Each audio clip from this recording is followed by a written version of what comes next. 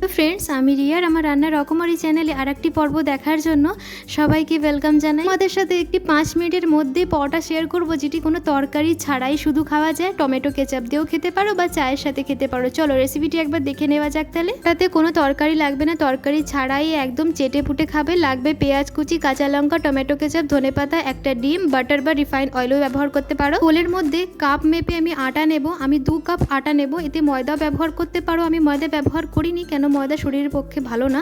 তার জন্য আমি শুধু 2 কাপ আটা নিয়েছি। আমি এতে দিয়ে দেবো পেঁয়াজ কুচি, পাতলা পাতলা করে কাটা টমেটো কুচি, এদিকে দিয়েছি লঙ্কা কুচি, ঝালটা তোমরা পরিমাণ মতো দিতে পারো। আমি দিয়ে দিয়েছি একটা ডিম। যদি আটার পরিমাণটা বেশি থাকে তাহলে 2টো ডিম ব্যবহার করতে পারো।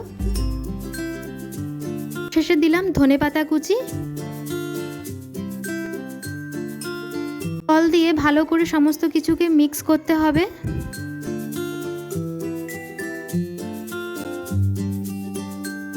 জল দিলে হবে না, পরিমাণ মতো অল্প অল্প জল দিয়ে ভালো করে সমস্ত কিছুকে ব্লেন্ড করতে হবে।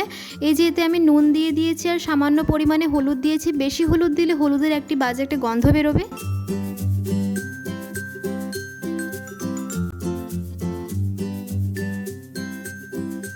থেকে 4 মিনিট একে ভালো করে ব্লেন্ড করে নিয়েছি। আর দেখো থিকটা এরকম হবে, একদম পাতলাও হবে না, একদম ঘন হবে না, মিডিয়াম থাকবে।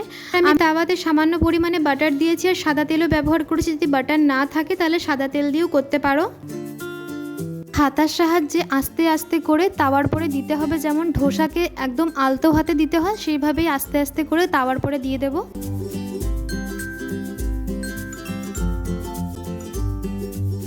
যেন পাতলাও না হয়, একদম মোটাও যেন না হয়। বেশি পাতলা হয়ে গেলে কিন্তু তুলতে অসুবিধা হয়ে যাবে। এটা আমার এক পাশ হয়ে গেছে। কি করে বুঝতে পারবে? এই যে আটাটা কেমন শুকিয়ে শুকিয়ে গেছে, কিছুটা পোর্শন ভেজা ভেজা আছে, তাহলেই বুঝতে পারবো যে একদিকটা হয়ে গেছে। আমি আবারও সামান্য পরিমাণে উপরে বাটার দিয়ে নিয়েছি। এবার আস্তে করে উল্টে পাল্টে দেবো। এর ফ্লেমটা একদম স্লো থাকবে না, জোরই থাকবে। স্লো করলে কি হবে, রুটিটা একদম চামড়া ধরনের হয়ে যাবে, নরম হবে না।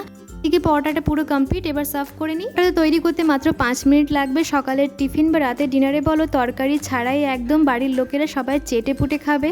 অবশ্যই তোমরা এই রেসিপিটি ট্রাই করো। কতটা নরম আর তুলতুলে হয়েছে সেটা দেখতেই পাচ্ছ। রেসিপি নিয়ে আবার দেখা হবে। সবাই ভালো থেকো, সুস্থ থেকো। ধন্যবাদ।